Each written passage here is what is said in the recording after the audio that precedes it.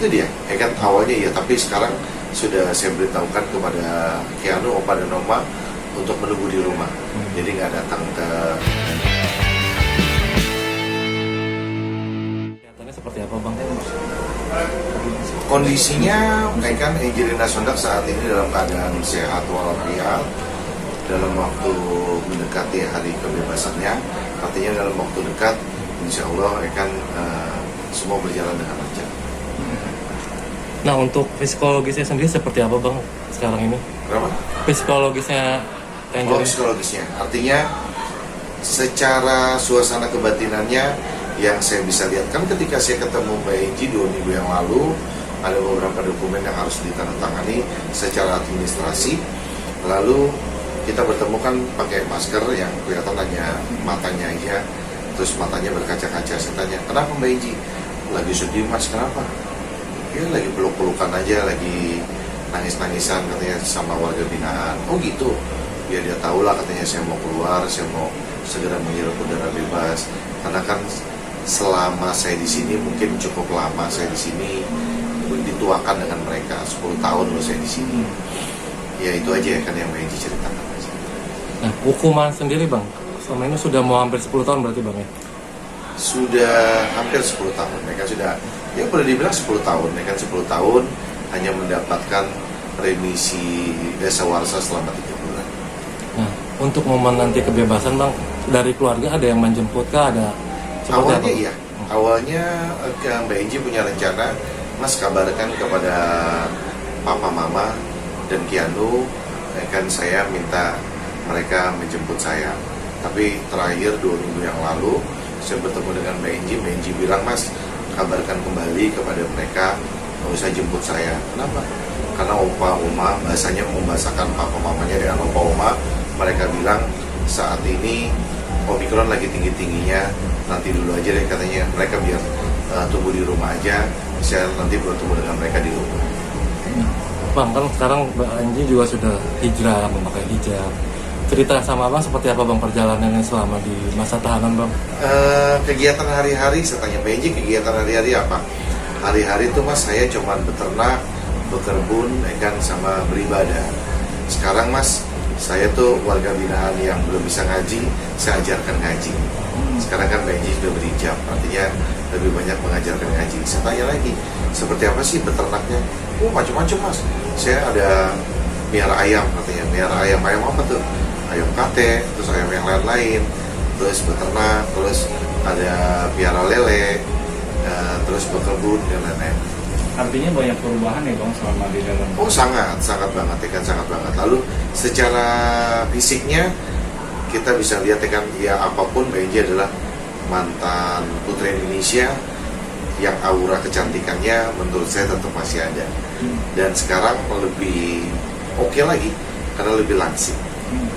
Nah, dari pihak keluarga sendiri seperti apa Bang sama anaknya Mbak Enji dan Mas almarhum Mas Waktu Enji? ketika saya mengabarkan lagi sedang proses administrasinya dalam rangka menjelang cuti menjelang bebasnya, mereka rindu sekali, mereka sangat merindukan dan ingin sekali ketemu dengan Mbak Enji. Karena kan kemarin waktu COVID-nya lagi tinggi-tingginya kan dibatasi untuk pertemuan ke lapas, membatasi lah. Sempat mungkin Mbak Enji menyampaikan ketika ketemu Abang, nanti bebas mungkin apa yang mau dilakukan gitu. Oh iya, Kali. kan saya tanya, kan Mbak Enji nanti ketika bebas apa nih, kan rencana-rencananya kegiatan Mbak Enji ke depan, apakah ingin kembali ke berpolitik ataukah ingin menjadi dunia entertainment gitu. Lalu Mbak Enji bilang, Mas saya belum bisa memilih apa-apa, tapi yang pasti saya nggak mau lagi berpolitik. Jangan bicara politik ya Mas, trauma saya katanya kalau bicara politik. Oh gitu, dia bilang iya. Saya nggak mau lah, katanya nggak mau bicara politik, ngomongnya enteng-enteng aja Mas, ngomongnya enak-enak aja. Terus rencana khususnya apa? Terus Meji bilang, saya belum punya rencana apa-apa, tapi yang pasti saya ingin menebus waktu yang hilang bersama orang-orang tercinta, waktu kebersamaan bersama Opa, Oma, dan Keanu. Mungkin sempat di dalam meneteskan air mata atau gimana gitu. Ya kan, meneteskan air mata.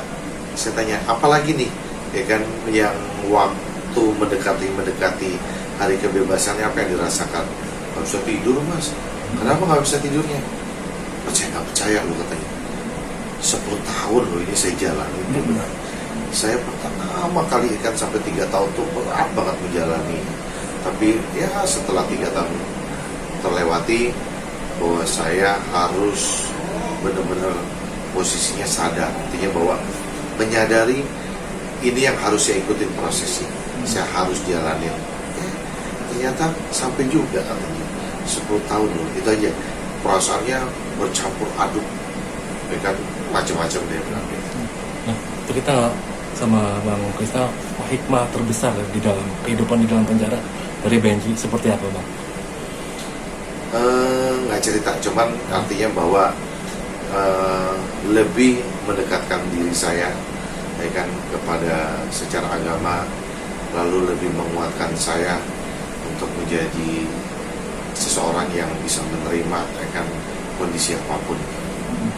Oh, tapi kalau dilihat dari sisi hukumnya memang pas, maksudnya dari apa Masa hukuman itu hukumannya. pas banget apa gimana? Juni 2021 saya menerima kuasa, ya kan, dari PNJ pertama kali. Ada beberapa kuasa. Setelah saya menandatangani kuasa, lalu kita sama-sama dengan PNJ, ya kan, melihat apa namanya dokumen-dokumen, kapan mulai waktu penahanannya, lalu kapan mulai diponisnya dan sebagainya. Setelah kita hitung-hitung memang udah pas dengan artinya. Bang, ada rencana ingin langsung ke makam almarhum Bang Haji Mas Said nggak Bang? Rencananya seperti demikian. PNJ bilang kepergian Mas Haji itu begitu mendadak. Artinya sempat cerita sih ketika pulang olahraga, itu waktu pulang olahraga, terus malam supir udah nggak ada, terus Mas Haji kena serangan jantung. Mbak Haji nyipir mobil membawa Mas Haji ke rumah sakit, gak lama di rumah sakit kan apa tuh namanya, meninggal gitu. Jadi begitu rindunya Mbak Haji kepada Mas Haji. Lalu bahkan Mbak Haji bilang dia ada menciptakan lagu. Oh, ciptain lagu, ya kan ada beberapa lagu Mbak Haji. Oh, banyak sih ciptain lagu. Tapi yang pasti saya lebih suasana kebatinan saya, rasa rindu saya dengan Mas Haji, saya buat lagu. Nanti setelah saya bebas, saya akan rilis lagunya. Kok bisa nyiptain lagu tuh gimana ceritanya? Waktu pandemi kita lagi tinggi-tingginya, dibatasi, ya kan, untuk berkunjung ke lapas, lalu dari lapas memberikan kelonggaran untuk BNJ dengan warga binaan yang lain bermusik, artinya menghibur warga binaan yang lain. Nah, pada saat dia pegang alat musik, dia banyak ciptain lagu deh. Memang itu terinspirasi dari almarhum Mas Iya, Haji. dia terinspirasi banyak kenangan-kenangan yang dilewati oleh Mas Haji. Dia buatkan lagu itu. Mungkin ada obrolan soal buah hati nggak sih Bang? Soal anak-anak seperti apa? Kalau buah hati kan pastilah dia merindukan sekali. Artinya ketika Keanu ditinggalkan oleh PNJ kan usianya Keanu itu 2 atau 3 tahun. Sekarang Keanu udah 13 tahun. Pasti dia pengen peluk Keanu, kan, bersama-sama dengan Keanu.